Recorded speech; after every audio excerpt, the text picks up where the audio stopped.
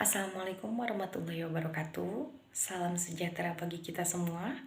Perkenalkan, kami dari kelompok 10, saya Kasturi dengan NPM 1121182 dan rekan saya Nida Eka Fasya 112111085 dan rekan saya satu lagi Tamara India Hanopa 112111081. Di sini kami akan sedikit mempresentasikan tentang komunikasi pemasaran dan kami mengambil perusahaan Starbucks, profil Starbucks Coffee. Starbucks merupakan perusahaan sekaligus kedai kopi yang terkenal di seluruh dunia. Perusahaan kopi dan jaringan kedai kopi global yang berasal dari Amerika Serikat yang berkantor pusat di Seattle. Kedai kopi ini didirikan 76 tahun yang lalu. Awalnya hanya sebuah toko biji kopi di Seattle, Amerika Serikat. Starbucks didirikan pada tahun 1971 oleh 3 orang laki-laki. Yang pertama, Jerry Baldwin, yang kedua Gordon Booker, dan yang ketiga Jeff Siegel. Saat itu ketiganya merupakan pemanggang, pengecer kacang utuh dan kopi bubuk, serta teh dan rempah-rempah di satu toko di pasar Pike Place di Seattle. Kegemaran mereka akan teh dan kopi tersebut melatar belakangi Starbucks didirikan. Selanjutnya, kami akan menjelaskan komunikasi pemasaran dengan 8 tahapan dari perusahaan Starbucks. Yang pertama, mengidentifikasi halayak sasaran. Starbucks menggunakan strategi pertumbuhan, baik secara internal atau eksternal. Internal yaitu terus mengembangkan produk, terutama kopi. Eksternal yaitu membuka cabang-cabang di berbagai negara.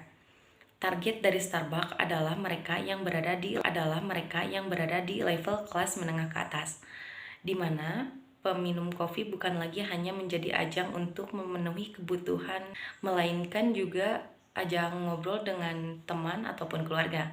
Itulah kenapa mereka membuat tempat yang sangat nyaman. Singkatnya, Starbucks tidak hanya membicarakan mengenai minuman, tetapi juga bagaimana tempat mereka menjadi sebuah zona kenyamanan bagi para pelanggan yang ingin melepaskan diri dari situasi yang penat. Dan yang kedua, menentukan tujuan. Menjadikan Starbucks sebagai brand yang terkenal dan dihargai di seluruh dunia. Untuk mencapai visi tersebut, ditetapkan 4 komponen dasar, yaitu membangun nilai dasar perusahaan sebagai perusahaan yang hanya menggunakan bahan dan menghasilkan produk yang terbaik, menciptakan image yang cemerlang yang melekat di dalam pikiran pelanggan, membentuk Starbucks sebagai suatu brand yang terkenal walau orang tidak mengetahui secara jelas bidang usaha yang dijalankan, tetapi masyarakat merasa familiar dengan merek Starbucks. Menjadikan Starbucks sebagai merek terkenal dan dihargai menjadi nomor 1 atau di atas brand lainnya dalam jangka waktu tak terbatas. Perkenalkan, nama saya Tamara Hindianova. Di sini saya akan menjelaskan mengenai poin ketiga, yaitu merancang komunikasi. Yang pertama, strategi pesan. Dalam merancang strategi pesan, Starbucks menjaga kualitas kopinya dengan bekerja pada rantai pasokan petani sebenarnya. Jadi, Starbucks mendapatkan kopi langsung dari petaninya. Perusahaan Starbucks juga memiliki hubungan baik dengan para petani tersebut. Dengan mendapatkan pasokan kopi langsung dari petaninya, jadi dapat menghemat dana yang cukup. Selanjutnya, strategi kreatif. Starbucks membuat program loyalitas untuk para pelanggannya, yaitu berupa kartu. Program ini menawarkan produk gratis berdasarkan ketentuan atau penawaran diskon. Starbucks juga aktif membuat special event. Contohnya pada tahun 2013 mengadakan event free tumbler saat konsumen melakukan top up sebesar 400.000. Yang ketiga, sumber pesan. Untuk para pegawai Starbucks tentunya yang memiliki keahlian khusus dalam pembuatan kopi dan produk-produk lainnya. Selanjutnya, kejujuran, terus ramah, sehingga para pelanggan merasa nyaman. Selanjutnya, poin keempat, ada memilih saluran. Yang pertama, komunikasi personal. Terdapat nomor telepon Starbucks dan emailnya yaitu customer.care@starbucks.co.id. Yang kedua, komunikasi non-personal atau fasilitas umum berupa billboard atau iklan di TV. Yang ketiga, integrasi saluran komunikasi berupa media sosial. Ada Instagram Starbucks Indonesia yaitu Starbucks Indonesia, Facebook Starbucks Indonesia yaitu Starbucks Indonesia, Twitter Starbucks Indonesia yaitu @sbucks pakai X Indonesia tanpa spasi. Selanjutnya ada YouTube yaitu Starbucks Indonesia, website Starbucks Indonesia yaitu www.starbucks.co.id.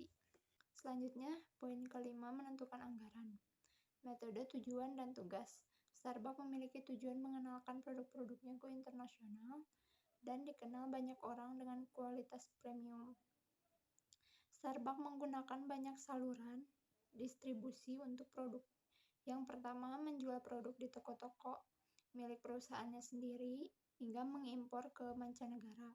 Starbucks juga memiliki kontrak distribusi dengan hotel hingga maskapai penerbangan. Untuk mencapai tujuan dan tugas-tugasnya, Starbucks pertama menentukan pangsa pasar yang diinginkan dan dibutuhkan konsumen, mengidentifikasi kesadaran konsumen terhadap iklan, dan menentukan anggaran iklan. Yang keenam, ada memutuskan media. Promosi Starbucks. Pemasaran mengacu pada strategi komunikasi yang digunakan untuk mensosialisasikan informasi mengenai perusahaan dan produk yang dimilikinya untuk mendorong pelanggan membeli produknya kembali. Contoh pemasarannya yaitu periklanan, promo penjualan. Yang ketiga ada hubungan masyarakat. Yang keempat sosial media seperti Instagram, Twitter, Facebook, dan yang lain-lain. Yang kelima ada pemasaran dari mulut ke mulut. Yang ketujuh ada mengukur hasil. Starbucks akan mengukur hasil pemasaran dari metode customer retention yang dijalaninya, apakah berhasil atau tidak. Customer retention ini adalah berbagai tindakan yang dilakukan perusahaan untuk mempertahankan customer supaya tetap menggunakan produk atau layanan mereka, seperti membagikan merchandise atau promo-promo bagi pelanggannya agar kembali lagi untuk membeli produknya. Yang terakhir ada mengelola komunikasi terpadu. Yang pertama yaitu mengidentifikasi audiens target. Targetnya siapa? Apakah untuk menengah ke atas, menengah ke bawah, atau menengah? Yang kedua ada menentukan tujuan komunikasi. Yang ketiga merancang pesan. Pesan apa yang akan disampaikan untuk para audiens. Yang ketiga ada menentukan jumlah anggaran. Anggarannya itu anggaran pemasarannya.